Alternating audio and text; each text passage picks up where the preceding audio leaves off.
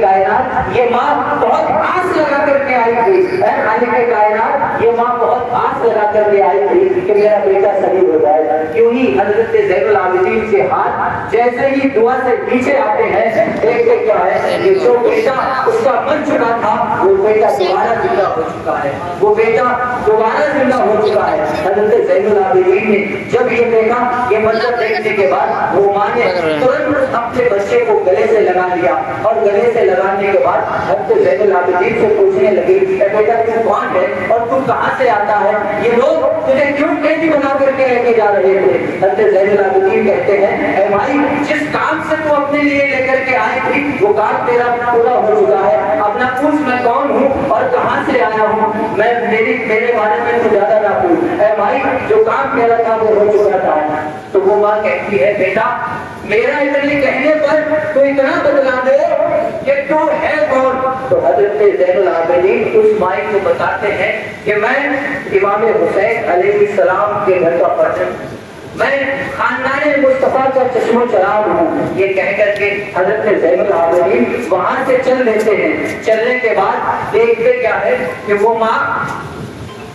مائی جو لے کر کے حضرت زین العابدین کو آئی تھی، حضرت زین العابدین نے جس جگہ پر کھڑے ہو کر کے دعا کی تھی اسی جگہ پر اس نے دیکھا جو سونا میں نے ان یزیدیوں کو دیا تھا وہ سونا بھی اس کا واپس مل چکا ہے۔ تو وہ کہتی ہے کہ یہ کوئی اور نہیں بلکہ خاندان مصطفیٰ کا وہ چشم و چراغ ہے جس کے صدقے میں اللہ رب العزت سے کوئی دعا کر مانگی جائے تو خالق کائنات اس کی دعا کو رد نہیں کرتا۔ یہ وہ چشم و چراغ ہے انگرت کی کہ وہ قافلہ وہاں سے چلتا ہے، چلتے چلتے جب دربار یزید میں پہنچتا ہے، پہنچنے سے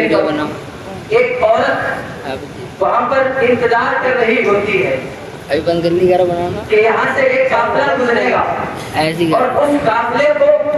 مجھے کھانے کا انتظام کرنا ہے، مجھے پانی کا انتظام کرنا ہے اس قافلے کے لیے۔ جب وہ قافلہ قریب آتا ہے تو وہ پوری عورت دیکھتی ہے کہ وہ جس قافلے کے لیے مجھے بتایا گیا تھا وہ قافلہ میرے قریب ہے۔ جب وہ قافلہ اس کے پاس آتا ہے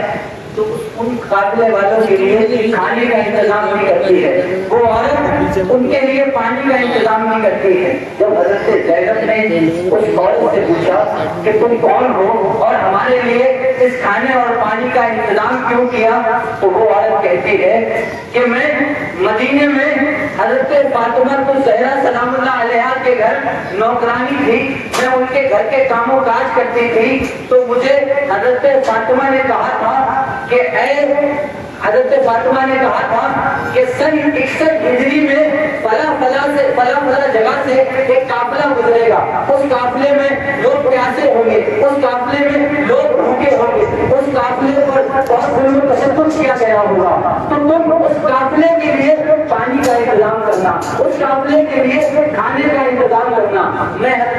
حضرت فاطمہ کے یہاں جب نوکرانی کا کام کرتی تھی تو مجھ سے حضرت فاطمہ نے یہ کہا تھا، میں تب سے لے کر کے آج تک میں اس قافلے کا انتظار کر رہی تھی، اور تاریخ یہ بتلاتی ہے کہ اس راستے سے کوئی قافلہ ایسا اس وقت تک گزرا ہی نہیں جو امام حسین علیہ السلام کا قافلہ گزرا۔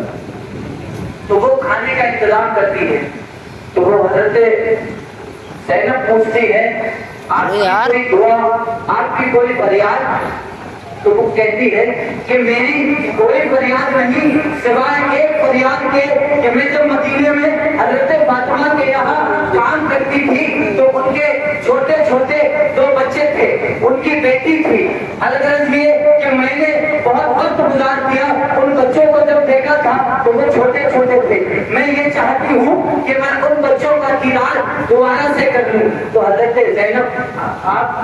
آپ سوار ہو جاتی ہیں، آنکھوں سے آنسو نکلنے لگتے ہیں، تو حضرت زینب کہتی ہے اے مائی تیری یہ مراد پوری ہو گئی، یہ جو نیزے پر تجھے سر نظر آ رہا ہے یہ کوئی اور نہیں بلکہ حضرت فاطمہ کا لگتے جگر امام حسین ہے، اور یہ جو بیٹی تیرے سامنے نظر آ رہی ہے یہ کوئی اور نہیں नहीं, बल्कि ये वही छोटी सी बेटी हज़रत ज़ैनब है जिसको तूने मदीने में देखा था। आज तेरी ये मुराद भी पूरी हो गई। तो ये अहले बैत अतहार के ये वो लोग थे जो अहले बैत अतहार से मोहब्बत करते थे। वो माई उस वक्त तक इंतजार करते रही कि वो काफिला सन 61 हिजरी में गुजरेगा जरूर, क्योंकि किसी और ने नहीं कहा बल्कि हजरत फातिमा ने कहा है कि ये काफिला जरूर आएगा। तो वो माँ